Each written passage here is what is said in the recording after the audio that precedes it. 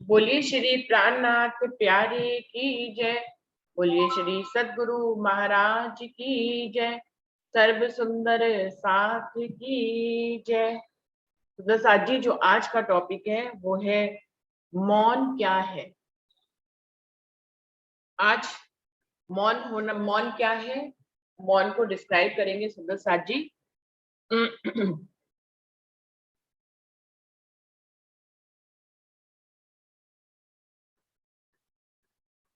कौन आएगा सबसे पहले सुंदर साथ जी मौन के बारे में बोलने के लिए? जयंती भाई, आप आए हुए हैं क्या? आप अपना नाम नहीं डालते, आप उर्मिला बहन का नाम डालते हैं तो मुझे कंफ्यूजन रहता है। जयंती भाई, आप आएंगे टॉपिक पे बोलने के लिए?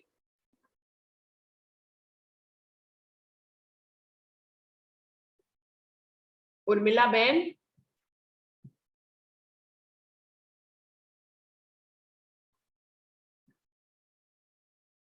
अभी कोई सुंदर साथ जो है मेरी बात शायद उन तक प्रणाम पहुंच। जी दीदी, प्रणाम जी। प्रणाम जी। प्रणाम जी। प्रणाम प्रणाम जी। जी। प्रणाम उर्मिला जी। बहन आप आए हुए, मुझे लगा आपके हाँ नाम से जो है वो जयंती भाई ने ज्वाइन किया हुआ है। हाँ हाँ। प्रणाम जी मैडम। प्रणाम जी। प्रणाम जी, आप कुछ बोलेंगे इस विषय पे? नहीं, मैंने अभी खोला है मैडम, मैं रसोई में हूँ। अच्छा अच्छा, ठीक है। ठीक है उर्मिला दीदी। विमला दीदी, आप आएंगी कुछ बोलने के लिए इस पे?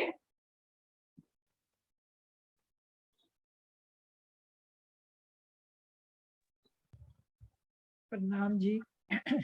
प्रणाम जी। दीदी, प्रणाम अगर जी। पॉसिबल हो तो वीडियो खोला करिए, और अगर कहीं बिजी है तो मत, चाहे ना वो खोले, लेकिन अगर फ्री हो तो वीडियो खोल के बोला करें तो मौन अच्छा, के ज्यादा ऊपर अच्छा कहने लगे। के लिए तो बहुत कुछ है। तो मौन के ऊपर कहने के को तो बहुत कुछ है। जैसे आप हमें शुरू से सिखाते हैं ज्यादा बोलना नहीं चाहिए, मौन रहो, शांत रहो।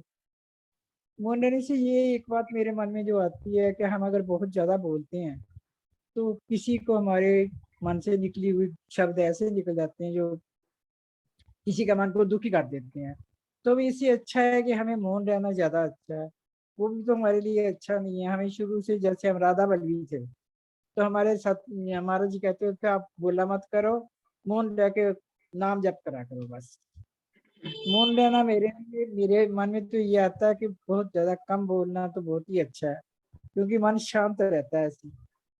बाकी कहने को तो बहुत कुछ शास्त्र पढ़े, जैसे स्वामी जी ने इतनी किताबों में लिख दिया। ये कल मैं पढ़ रही थी निजानंद योग उनका, उसमें भी यही लिखा हुआ है कि आप मौन रहो ज्यादा। बाकी तो मेरी कुछ समझ में नहीं आ रहा अभी पूरी तरह टॉपिक। नहीं नहीं, आपने ठीक बोला है। वर्षा, आप जैसे कि आओगे? मैंने ये कल कहा कि जैसे कि अगर मौन रहती द्रौपदी, उस वक्त दुर्योधन को अपशब्द नहीं कहती, मौन रह जाती, तो इतना बड़ा महाभारत ना होता है। हम्म। बिल्कुल, मौन की मौन बहुत महत्ता है। निकाले अगर हैं जो हमें पहले भी सिखाते थे। हमें वो हमारे ये कहते राधे राधे करो, बस राधे राधे करो और कुछ नहीं बोलना आपने।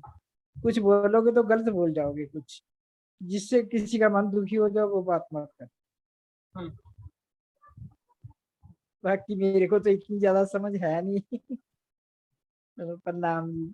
प्रणाम जी। प्रणाम जी। तो विमला दीदी ने कहा मौन अगर रहना आ जाए तो बड़े बड़े युद्ध और बड़े बड़े झगड़े जो है वो खत्म हो सकते हैं, क्योंकि हम बिना सोचे समझे मौन रहे, बस शब्दों का इस्तेमाल करके बोल देते हैं, जिससे सामने वाला हर्ट हो जाता है और कहिए वो युद्ध में और नफरत में बदल जाए। तो मौन रहना अति उचित है, लेकिन मौन कैसे रहा जाए इसके बारे में भी बताएंगे सुप्रसाद जी। वर्षा, आप आओगे? प्रणाम जी दीदी। दीदी मैं 5 मिनट के बाद आती हूँ, अभी मैं थोड़ा बिजी हूँ, 5 मिनट बाद बोलती हूँ मैं। ठीक है। सुरेश भाई जी, आप आएंगे?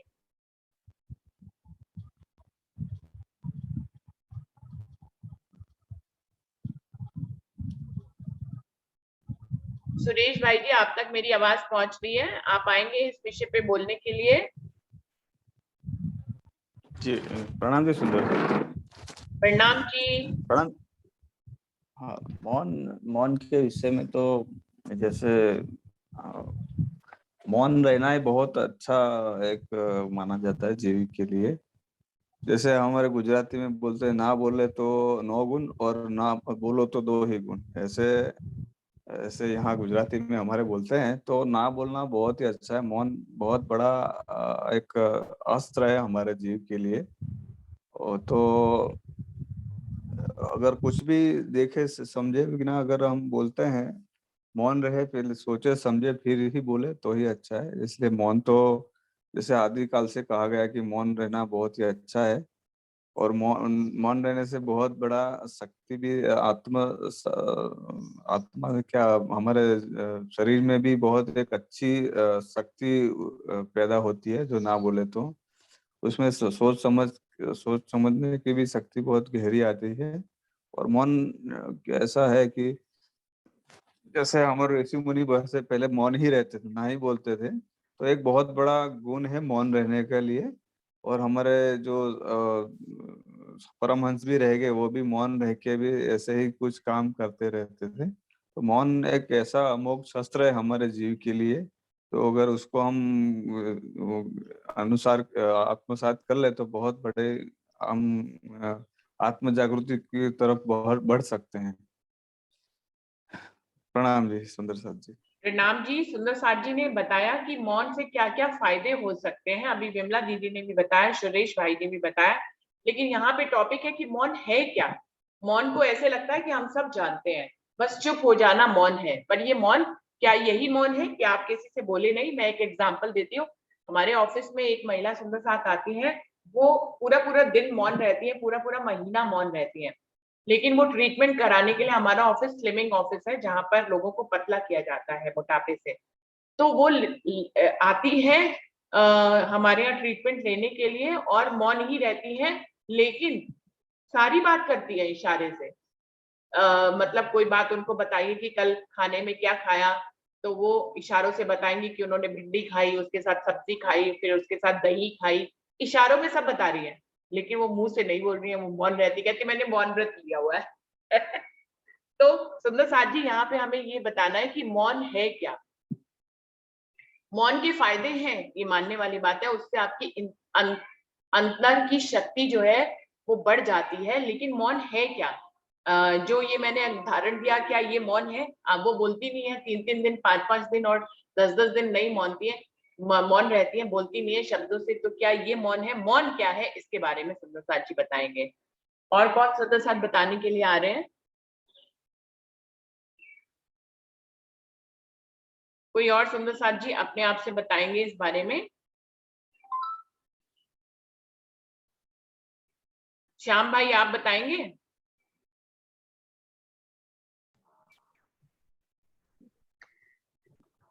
प्रणाम जी सुंदर जी। प्रणाम जी। प्रणाम जी सुंदर। हाँ दीदी, मेरे समझ में नहीं आ रहा है। ये तो क्वेश्चन एक वैसे ही हो गया कि मथन क्या है। एक बार क्वेश्चन आया था मथन क्या है, ऐसे ही क्वेश्चन लग रहा है हमको। समझ नहीं आ रहा है क्या है, मौन क्या है। मौन किसको कहते हैं, यही पूछा गया है इस टॉपिक में। तो वही तो मेरे समझ में नहीं आ रहा है कि मौन है क्या। सबसे पहली बात होती है कि चीज को भाई पता चले कि ये क्या चीज है, तब तो उस पर कुछ बोला जाए। जब समझ में नहीं आया, जैसे अभी एक प्रसंग और आ गया था पीछे कि मथन क्या है, तो उसका भी हमको बताया सबने, लेकिन समझ में नहीं आया हमको क्या।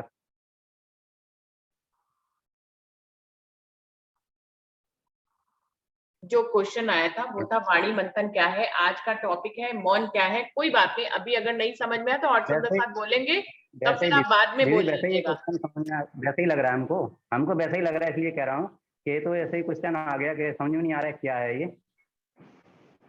अभी तो और सुंदर, चलिए ठीक है, कोई बात नहीं श्याम भाई जी, आपको नहीं समझ में आ रहा, अभी और सुंदर साथ बोलेंगे तो फिर आपको पता लगेगा, वो अपने आप से ही निकल प्रणाम जाएगा जी। कि मौन क्या है। हाँ प्रणाम जी। मैं 2 शब्द कहना चाह रही हूँ। हाँ जी। प्रणाम जी, मेरी आवाज आ रही? हाँ जी, प्रणाम दीदी, बहुत अच्छी आ रही है। अच्छा ठीक है।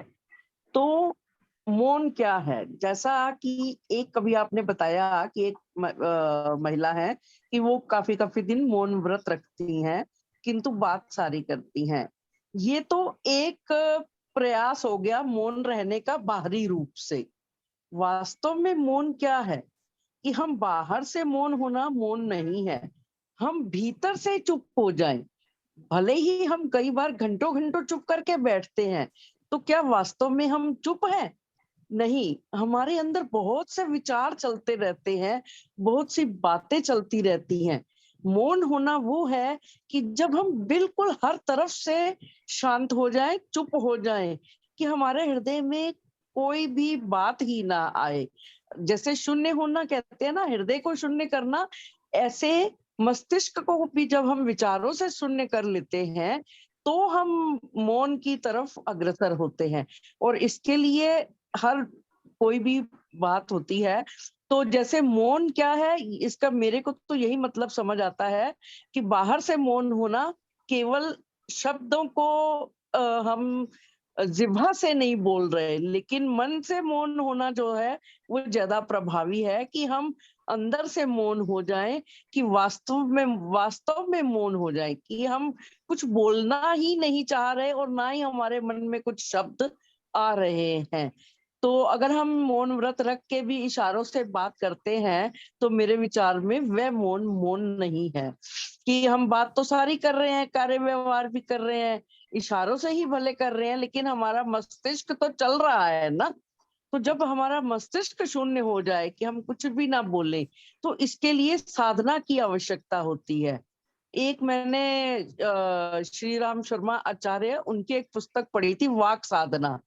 तो उन्होंने बोलने की साधना के बारे में कहा, तो उसमें भी उन्होंने मौन को ही अधिक महत्व दिया, कि बोलना भी हम तभी अच्छी तरह से सीख पाएंगे जब हम मौन रहने का अभ्यास करेंगे, अपने मन को मौन करने का अभ्यास करेंगे।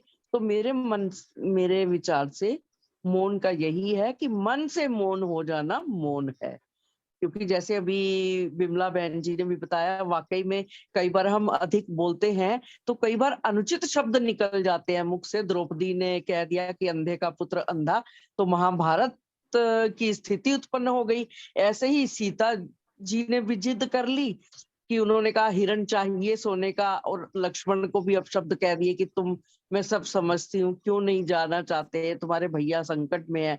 तो जो राम और रावण का युद्ध इतने दिन चला, तो इसलिए कि शब्द अगर बोले जाए तो बहुत सोच समझ कर बोले जाए, अन्यथा शांत रहने का ही प्रयास, मौन रहने का प्रयास वही है, कि हम कम से कम शब्द बोलेंगे तो अच्छे शब्द निकलेंगे। तो मौन एक अभ्यास के द्वारा ही हम वास्तविक रूप से मौन हो सकते हैं। प्रणाम जी। प्रणाम जी, बहुत अच्छे से डॉली दीदी ने बताया। कोई और सुंदर साथ अपने शब्दों में बताएंगे? हरीश भाई जी, आप आएंगे?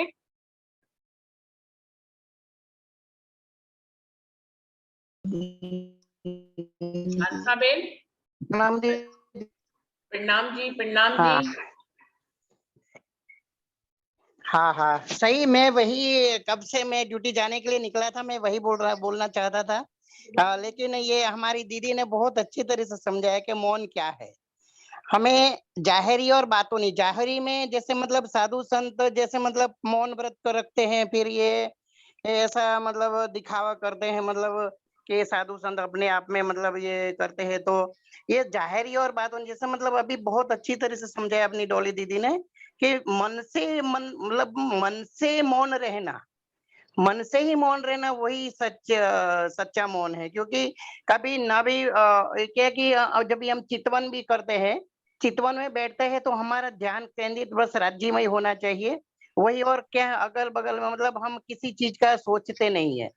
तो यही मौन यही इसको कहते हैं कि हमें अगल बगल में या तो कहीं भी चित्त में किसी चीज जाहिरी मतलब इस दुनिया की जाहिरी चीज या कोई भी बातें हमारे मस्तिष्क मतलब चित्त तक पहुंचे नहीं, और हमें हमारा चित्त हमारे राज्य में ही रखे, और वही वही मौन कहलाता है। दूसरी क्या है, दोनों दो चीज है, मतलब जाहिरी और बातूनी बैठ सब मौन रखते हैं। मतलब न बोलना नव गुण, अभी जो सुरेश भाई जो कह रहे थे गुजराती में कहावत है, वो एकदम सही बात है। नव बोलने में नव गुण है, मतलब गुजराती कहावत है।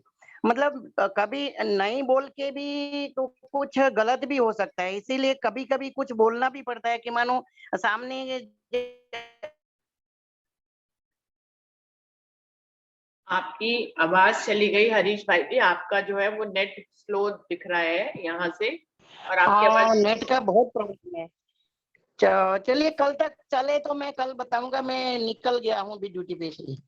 ठीक है हरीश भाई, ठीक है।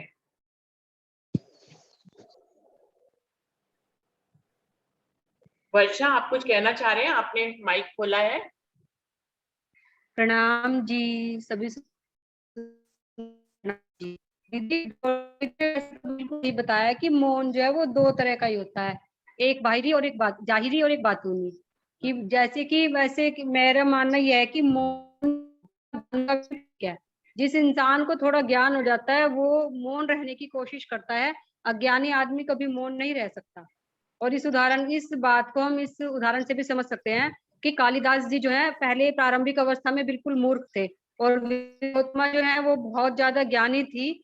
और सबने ये प्रसंग सभी को पता भी होगा कि जो पंडित लोग थे तो वे सब कालिदास जी को पढ़ा कर ले जाते हैं कि भाई आप जो है ना बिल्कुल चुप रहना वहां पे, और विद्योत्मा जो भी कुछ पूछे आप उनके प्रश्नों का उत्तर जो है ना वो इशारों से देना। आपको पता है कि इशारों से उन्होंने तो उसका उत्तर दिया था, वे बिल्कुल मूर्ख थे उस टाइम पे, लेकिन भी उस शास्त्रार्थ में जीत गए थे। तो मौन जो है वो ज्ञान का भी प्रतीक है, क्योंकि अहंकारी व्यक्ति कभी चुप नहीं रह सकता। जो ज्ञान जिसको थोड़ा होता है वही सोचता है कि मैं क्यों मूर्ख व्यक्तियों से बात करने में अपनी एनर्जी वेस्ट करूं, इस एनर्जी को मैं अपने प्रीतम को रिझाने में ही लगाऊं। और जैसे कि चितवनी में भी है कि भाई बाहर से हो जाओ और मौन बह के हमें मतलब राज्य हमसे क्या करना चाहते हैं ये सुनने का प्रयास जो है वो मौन रहने की स्थिति में ही होगा, वो बोलने की स्थिति में नहीं होगा। तो मेरा तो यही भाव है दीदी, मौन जो है वो थोड़ा ज्ञान का भी प्रतीक। जैनियों में भी मौन व्रत रखने की प्रवृत्ति है, वे लोग भी मौन व्रत रखते हैं, कहते हैं, अगर हम इतने टाइम तो किसी को गलत शब्द नहीं कहेंगे। प्रणाम जी दीदी, मेरा तो यही भाव है। प्रणाम जी, प्रणाम जी। प्रतिभा दीदी, आप कुछ आएंगे, बताएंगे? प्रणाम जी, प्रणाम। प्रणाम जी। यही विचार यही है, मौन होना मतलब तुम को कोई बातें बाहर की अंदर ना टच करें, और तुम अंदर से तुम्हारे चित्त को ना टच करें। जैसे मुनि, मौन मतलब मुनि से लिंक कर करके मैंने ऐसे सुना हुआ है कि तुम बिल्कुल, तुम्हें जो कुछ कह रहा है या कोई अच्छा बुरा है वो दिल से ना छू करके और अपने राज्य को ही समर्पण करके अपने विचारों को सहमित करके ही रहना ही मौन हो जाता है। बस यही विचार है। प्रणाम। प्रणाम जी, प्रणाम जी। मंजू दीदी, आप कुछ कहेंगे?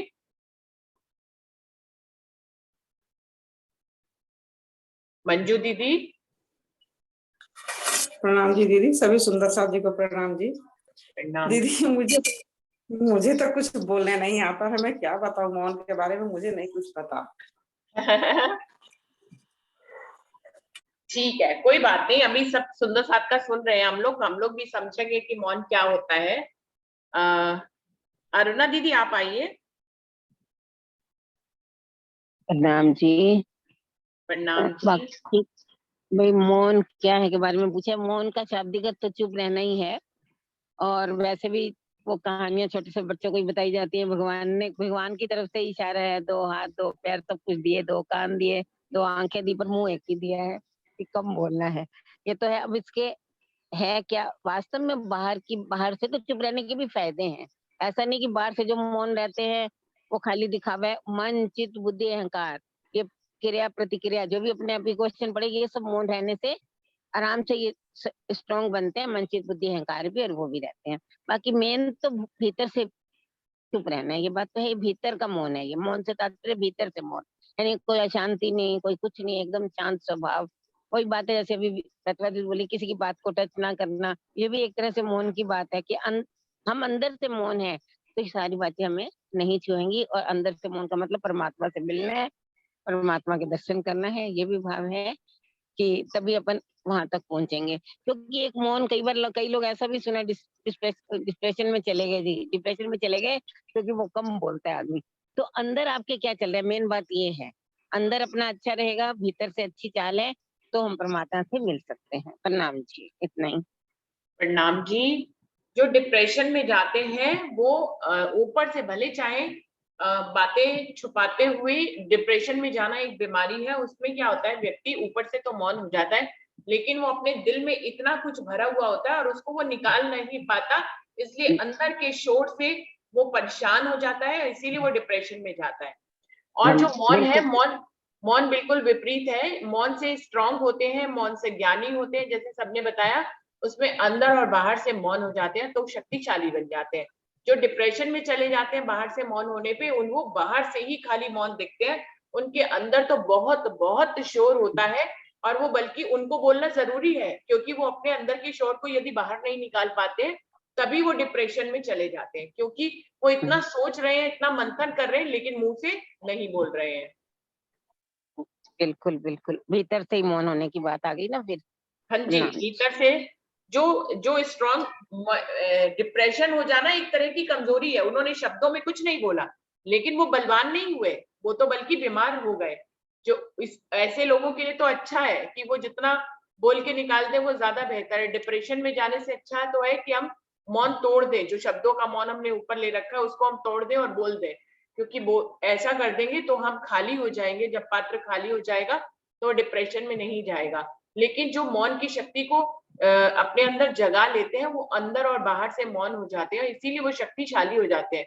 वो बाहर से शब्दों का इस्तेमाल नहीं करते, लेकिन वो अंदर भी शब्दों का इस्तेमाल नहीं कर रहे। उनके लिए कहेंगे कि सागर शांत हो गया, अब उसमें कोई लहरें नहीं है। तो इस तरह से शांत समुद्र की तरह वो हो जाते हैं, यानी कि उनके अंदर भी कोई बात नहीं है, अंदर भी कोई शब्द नहीं है और बाहर भी कोई शब्द नहीं है। और कोई सुंदर साथ इसको अपने शब्दों में बताएंगे? हाँ जी, प्रतिभा दीदी बताइए। गहराइयों से नहीं लेना, मतलब आप अपने आसपास के वातावरण को ज्यादा अंदर से टच ना करना, और आंखों से भी जो आप देख रहे हो ना उसको भी अंदर से ज्यादा टच नहीं करना। ये भी एक तरह का मौन होता है कि आप हमारी दृष्टि में, खाली कान नहीं, आंख से भी जो दृश्य हमें अच्छे नहीं लग रहे उसको भी हम अंदर तक ना लें। इस स्टाइल से भी मौन कहा जाता है। हाँ बिल्कुल, प्रणाम जी। जो कुछ बाहर देख रहे हैं उसको अंदर तक ना ले जाना ही एक मौन है, एक तरह का। और कोई सुंदर साथ? प्रीति जी, आप अपने शब्दों में कुछ बताएंगे? प्रणाम जी दीदी। प्रणाम जी सभी सुंदर साथ जी। प्रणाम जी। दीदी इस विषय में बहुत ज्यादा तो कुछ समझ नहीं आता, पर हाँ इतना ही है कि अंदर से अगर हम चुप रहते हैं तो कुछ देर हम राज्य के विषय में सोचते तो हैं ही, तो बहुत ज्यादा तो मैं नहीं बता सकती, पर हाँ अगर हम चुप हैं तो राज्य के विषय में सोचते हैं। प्रणाम जी। प्रणाम जी, प्रणाम जी। और कोई सुंदर साथ कुछ कहना चाहेंगे? आए तो बहुत सारे हैं सुंदर साथ जी।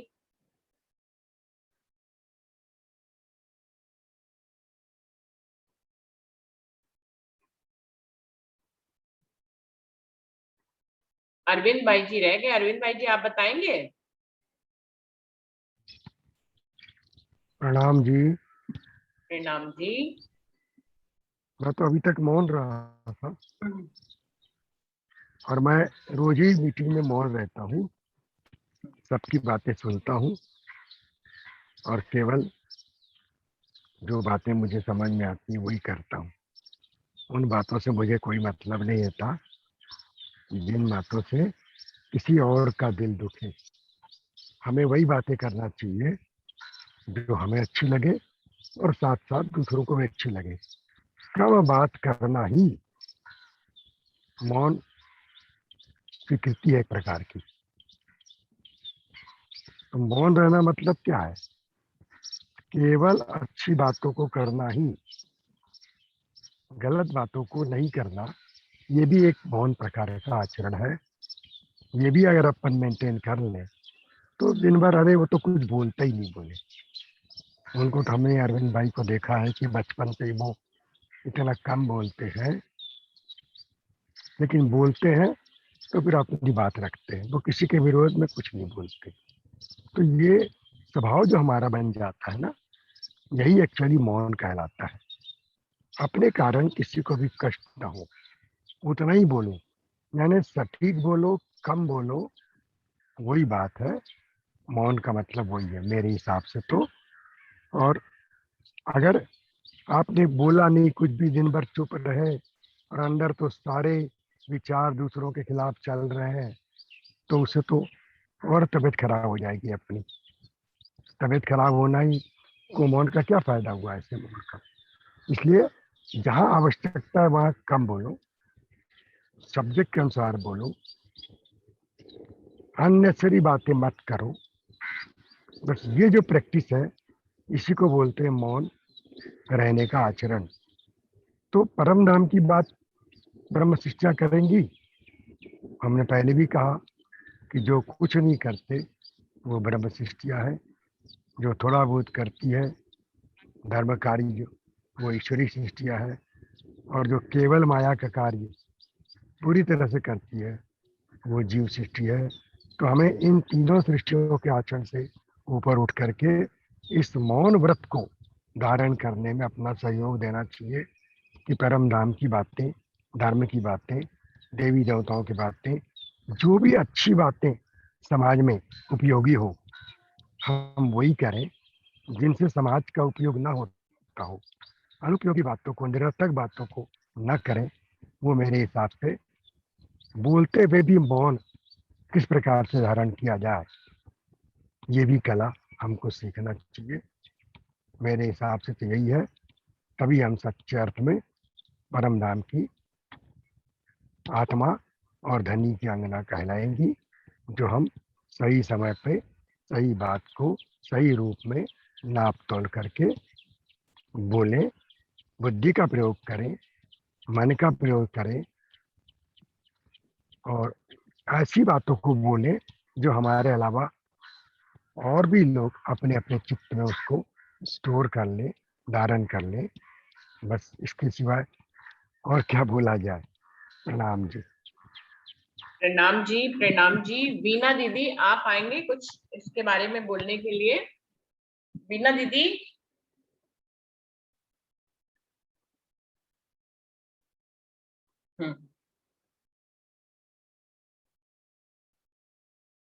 बबीता दीदी आप कुछ बोलना चाहेंगे? बबीता दीदी।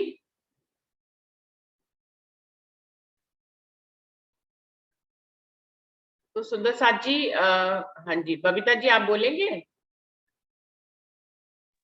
प्रणाम जी। प्रणाम जी।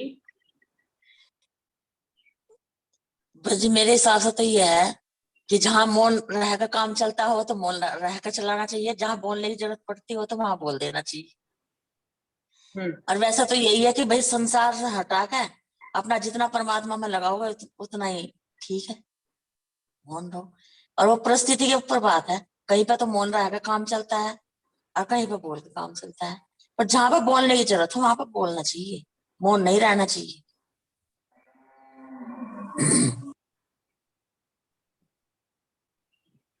सुंदर साथ जी, और कोई अपने शब्दों में कुछ कहना, क्योंकि ये टॉपिक पे अभी दूसरे दिन आज सबने बोल भी लिया है और कोई ऐसे नहीं है कि इसको दूसरे दिन इस पे कोई निष्कर्ष निकलने में रह गया हो शेष कि हम इसको दूसरे दिन ले जाएं। तो मौन का निष्कर्ष तो लगभग निकल ही आया है। मेरे शब्दों में अगर कहें, जो सबने भी बताया है कि विचारों की अनुपस्थिति को ही मौन कहते हैं। जब और विचारों का उद्गम कहाँ से होता है? हमारे मन से होता है। हमारा मन चंचल होता है तो वो हर समय विचारों को पैदा और नाश करता रहता है। मन से ही उत्पत्ति और लय होता रहता है विचारों का। जैसे अक्षर के मन से इस ब्रह्मांड का बनना और मिटना दोनों ही उसी के मन से होते हैं। अक्षर के मन से इस ब्रह्मांड का बनना और मिटना लगा रहता है। बिल्कुल ऐसे ही इस बात को हम अपने मन से समझें कि हमारे मन में विचार रूपी ब्रह्मांड बनते हैं और मिटते रहते हैं हर पल। उनके बनने और मिटने में कोई भाव नहीं होता। विचार बनते हैं, विचारों का ब्रह्मांड बनता है, उसी पल मिट भी जाता है, उसी पल बनता है, उसी पल मिट जाता है। तो इस प्रकार से हमारा मन भी बनने और मिटाने का काम करता है।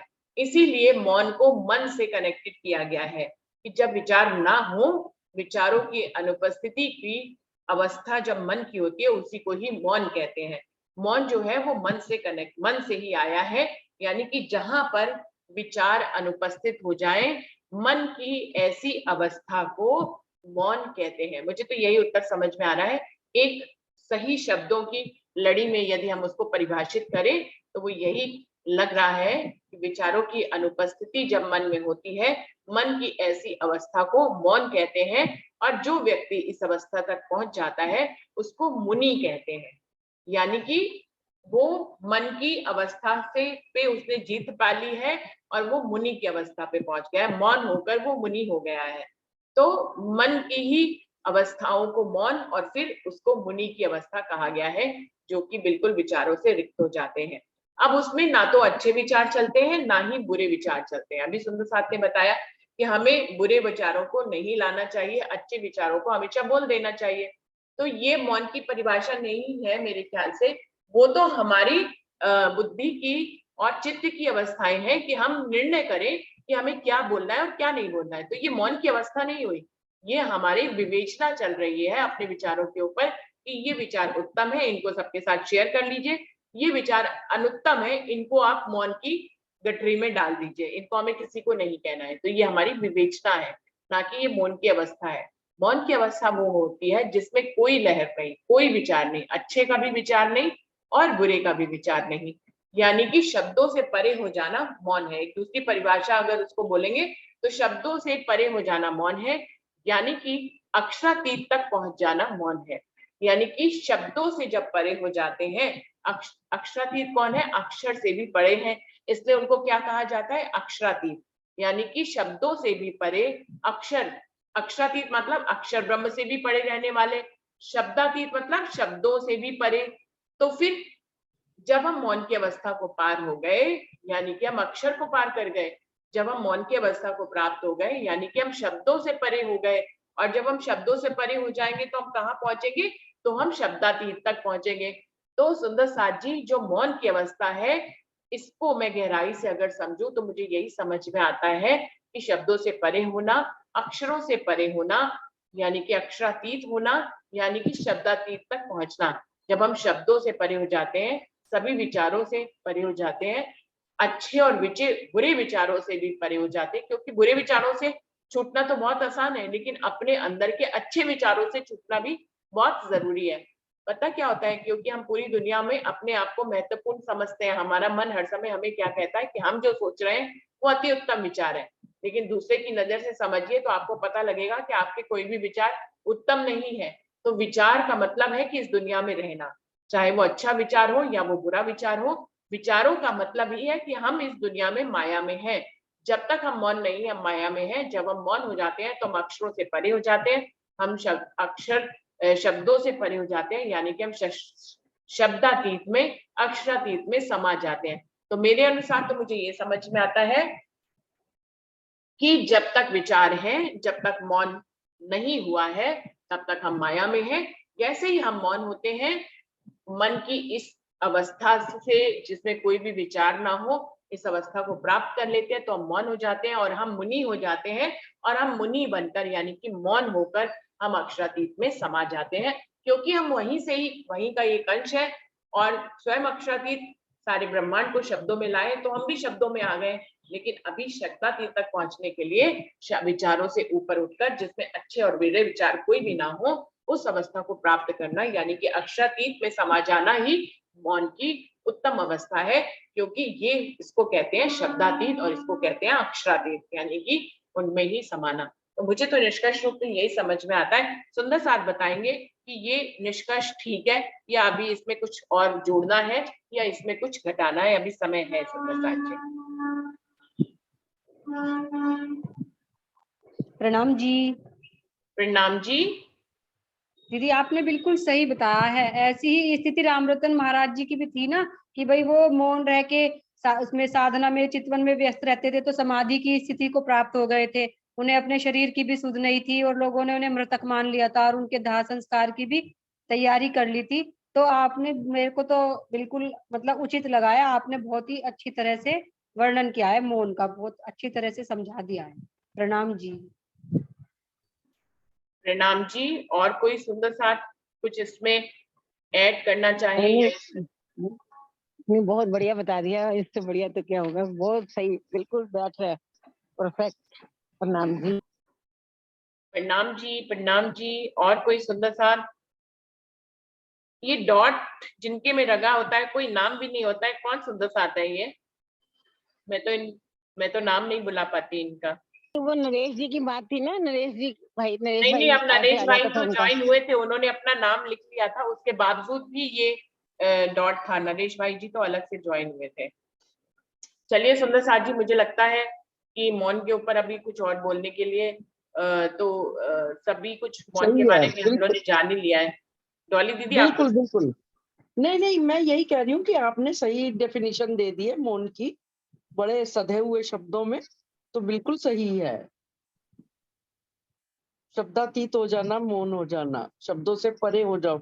जब ना अच्छे विचार आए ना बुरे विचार आए, वास्तव में जब मौन की स्थिति होती है तो हम राज्य के ध्यान में तभी मगन हो सकते हैं। ठीक है।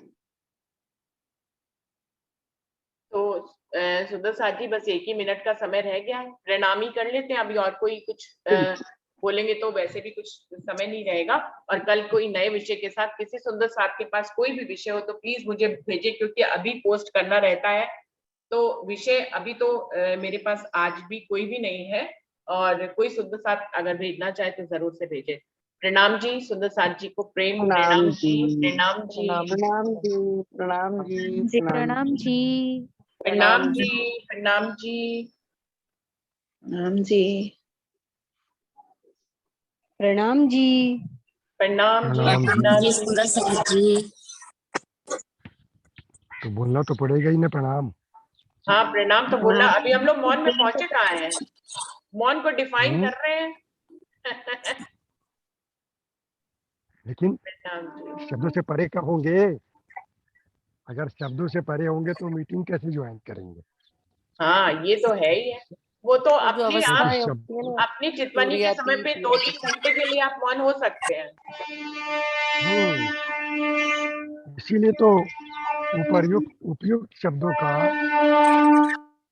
को बोलना चाहिए। मेरा मतलब, कहने का मतलब, जो आवश्यक शब्द है उसको बोलना चाहिए। शब्दातीत होने में तो शब्दातीत बन जाएंगे हम, फिर हमारा किसी से संबंध नहीं रहेगा, किसी से कोई। ये मेरा कहने का मतलब है। अवस्थाएं होती है ना, तुर्यातीत, या वो इसी से लिंकअप है क्या? हाँ, तुर्यातीत में आ जाएंगे तो फिर शब्दों के परे हो जाएंगे हम। हमारे बिल्कुल सामने क्या होता अरविंद है? भाई जी, मौन का मतलब जो टॉपिक था वो उसको डिफाइन इस ढंग से किया है। बाकी कौन मौन हुआ है, मतलब आप अगर मौन होना चाहें जब धनी की चितवनी करते समय, तो वो आप अंदर से भी मौन हो, अंदर से भी आपके कोई विचार ना आ रहे हो, आपका मन हिल ना रहा हो, इसलिए उसको मौन के रूप में डिफाइन किया। लेकिन ये बात तो सत्य है ना कि बोलने के लिए तो इंद्रावती जी ने भी शब्दों का इस्तेमाल किया, और वो इस दुनिया में, नहीं तो अगर शब्द नहीं लाते तो हम लोग कैसे परमधाम को समझते और धनी को कैसे समझते, इसलिए उन्होंने बोला।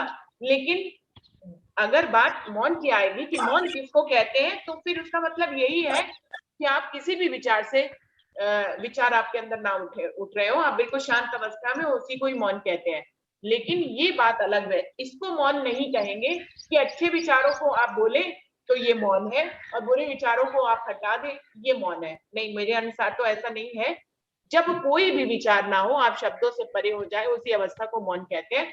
हाँ, बोलने के लिए दुनिया में आना पड़ेगा। इंद्रावती जी ने भी आया, शोर आ जाता है सुंदर साथ जी, बात पूरी हो नहीं पाती है और उसके पीछे से शोर आ रहा होता है। तो लेकिन मौन शब्दों का से परे मतलब, कैसे होंगे? शब्दों से परे कैसे होंगे हम? अक्षरातीत तक पहुंचने के लिए अपन शब्दों से परे कैसे होंगे?